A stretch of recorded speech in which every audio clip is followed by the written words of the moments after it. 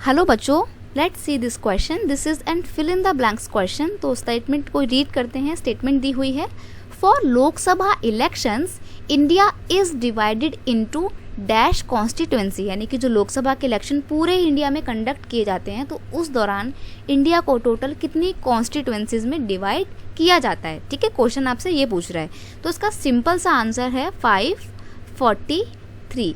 यानी कि पूरे इंडिया को कितने कॉन्स्टिट्यूएंसी में डिवाइड किया जाएगा? 543 कॉन्स्टिट्यूएंसीज में डिवाइड किया जाएगा. अब आप सोच रहे होंगे कि ये कॉन्स्टिट्यूएंसीज होता क्या है. ठीक है, तो इसको समझिए. जैसे कि ये पूरा आपका इंडिया है बहुत बड़ा सा, और इंडिया में लोकसभा के इलेक्शन होने हैं. लोकसभा के इलेक्शन वो इलेक्शन होते हैं जिनके थ्रू हम अपने देश के प्राइम मिनिस्टर को इलेक्ट करते हैं, प्रधानमंत्री को चुनते हैं. तो एट प्रेजेंट हमारे कंट्री के प्राइम मिनिस्टर कौन है? नरेंद्र मोदी जी हैं, जो कि बीजेपी पार्टी के हैं. ठीक है, तो जब प्रधानमंत्री चुना जाता है, प्राइम मिनिस्टर के लिए इलेक्शन करवाए जाते हैं, तो वो तो पूरे कंट्री में होंगे. और इंडिया एक बहुत बड़ी कंट्री है, तो सारे इलेक्शन, सारे के सारे वोटिंग एक दिन में पड़ जाना तो पॉसिबल ही नहीं है ना. तो क्या करते हैं, पूरे इंडिया में इलेक्शन करवाने के लिए हम इंडिया को अलग अलग छोटे छोटे पार्ट्स में ना डिवाइड कर देते हैं.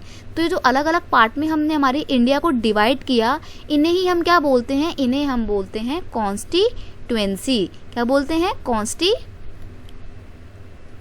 कॉन्स्टिट्यूएंसीज बोलते हैं. ठीक है, अब ये टोटल कितनी कॉन्स्टिट्यूएंसीज, यानी कि इंडिया को हम टोटल कितने पार्ट्स में डिवाइड करते हैं?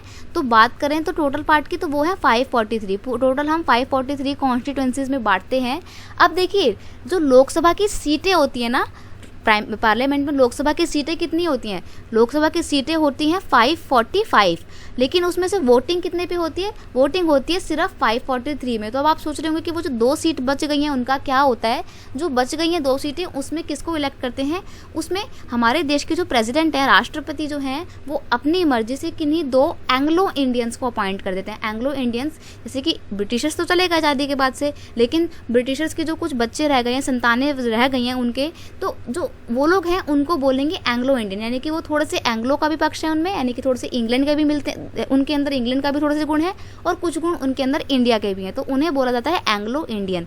तो जो 2 पोस्ट बचती हैं वो एंग्लो इंडियंस को ली जाती हैं, और इसके इन 2 पोस्ट के लिए, 2 सीटों के लिए इलेक्शन नहीं होते हैं. इनको राष्ट्रपति अपनी मर्जी से इसमें किसी भी 2 एंग्लो इंडियंस को अपॉइंट कर देते हैं. ठीक है, ऐसा इसलिए किया गया है ताकि सबको फेयर रिप्रेजेंटेटिव मिल सके. सिर्फ इंडियंस ही नहीं बल्कि एंग्लो इंडियंस का भी ध्यान यहाँ पे रखा गया है. ठीक है, तो यहाँ पर लेकिन आपसे पूछा गया था कि लोकसभा के इलेक्शन में कितनी कॉन्स्टिट्यूएंसी हैं, तो इलेक्शन में 543 हैं. और अगर आपसे पूछे कि टोटल सीट्स कितनी है लोकसभा में, तो वो तब आपको आंसर हो जाएगा 545. और 2 किसके लिए? 2 एंग्लो इंडियंस के लिए. मैं यहाँ पे लिख देती हूँ, 2 सीट्स जो है वो किसके लिए हैं?